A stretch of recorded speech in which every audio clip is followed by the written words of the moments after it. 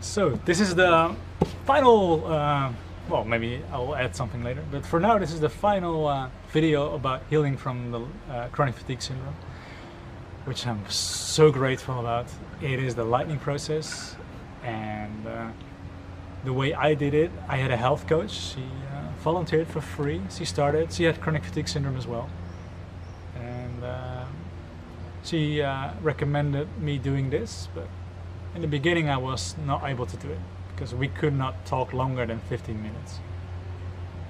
And she made me really trust and believe in myself that I could do it, but also that I knew what to do in order for myself to heal, to not question me anymore, look on the internet for all these solutions, like the one from Lenny Herman or something.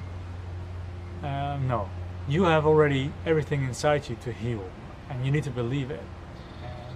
And when you make progress, she actually was making me positive every time about my progress. Like sometimes I didn't see it myself. When you are having a crash, it is so hard to stay positive.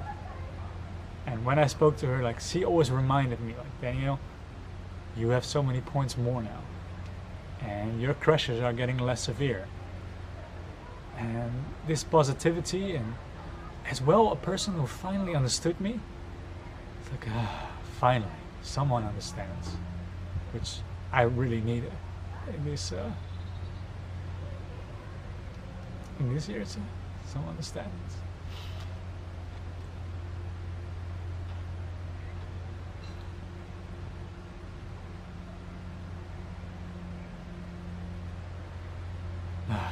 So I love crying, so I like it. Yeah, I'll continue with the video for you guys, not to wait too long. Yeah, so a health coach, Kelly Doubledam, I talked about it before. She's amazing, and she's not a health coach with all these perfect pictures. She's a real human being. I love her, and I'm so grateful that she exists. And she started working as a health coach now, and please contact her. Like, I would give her everything that I earn when I start working again, because it's just amazing what she does. And the lighting process, then, she did the lighting process, and in the lighting process they might tell you that it's the only thing that you need to do, which I don't agree on, because that's why I made the videos about the other elements as well. There's more to it than just the lighting process. If you don't change your sleep, if you don't change your emotional health, you might not even be able to do it, to listen to it. So that's why this is only the 6th video, the lighting process. Before you do the lighting process, there is they make you download an audiobook. And the audiobook is extremely important because it basically tackles all your opinions of why it wouldn't work for you. And I had many, you probably have many, and that's why it is part of the lighting process. So just download it, listen to it, and listen to the testimonials in the end. It gives you success stories, it gives you optimism, it gives you as well understandings, like someone finally understands you, knows your struggle, but also someone who tells you how you are putting yourself down and what you can do, which is actually really simple to get out of it. How neuroplasticity works for you. It's a story about you create pathways in your mind, or in your brain, whatever it is, towards a feeling you're concentrating on, which might be back pain, or maybe the groggy feeling that I had in my head for years. So your body makes it really easy to feel it, but when you stop it and choose other things, like for me, excitement did it. The pathway towards the fatigue becomes less. It used to be a highway, but only in a few days it become like a normal road, and in a few weeks it can become a small road, and you can make like feeling good a pathway again. Feeling excited in a highway, and being excited and playful is healing. So that's the way you will heal. You can heal, and I know you will. So the lighting process, yeah, extremely important. But I wasn't 100% after the lightning process. No. I was getting better, and I could easily have been demotivated and crashed again. But Kelly reminded me, don't do this. Still use your pacing. Okay, I still have more points, and well, 2 months after the lightning process, I could start driving again. So what I did is I started driving to my sister. She lives 8 hours away, but I could only drive 2.5 hours, so I needed multiple days to get to her. So my mom and my stepfather made food for me to take with me, and we booked apartments for along the way.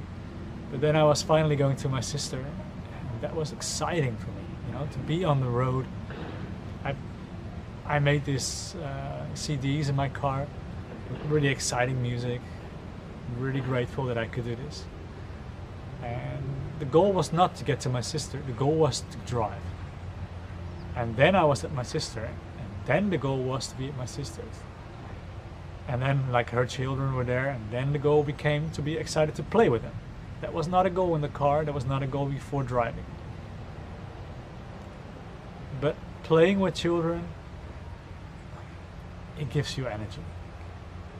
And be going as crazy as you can. Like if you finally get rid of all your self-hatred, not accepting yourself, you can be who you are and you can be playful. And children feel this, and you can play at an even deeper level. Yeah. After that, then my energy was flying, you know, getting more points and more points every week. I started to drive around Italy and Switzerland, Austria. Then there were mountain passes, you know, frozen mountain passes completely with snow. It was so exciting to drive on them. Getting lower was even more difficult. So I did that, and that was very exciting. My heart was like, wow, I'm doing this. I can't believe it, I'm doing this. And then after that, I decided to go to Thailand. My dream for 2.5 years. I wanted to go to Thailand. And I did it. I was not completely fit 100%. I couldn't do everything that I normally would. But I did party, and I loved it. And I love snorkeling, so I did snorkeling. And I love swimming in the ocean. So I did it just for the sake of loving it. Not for losing weight. Well, I did lose all my belly and my fat. But I just love doing it. And then I came home again because I feel exciting about my work, doing dinner shows again. And so I made the website. It was exciting to do. And now I don't have any jobs requests currently. So I decided to work again as an instructor 2 days a week for company events like city games or excursions.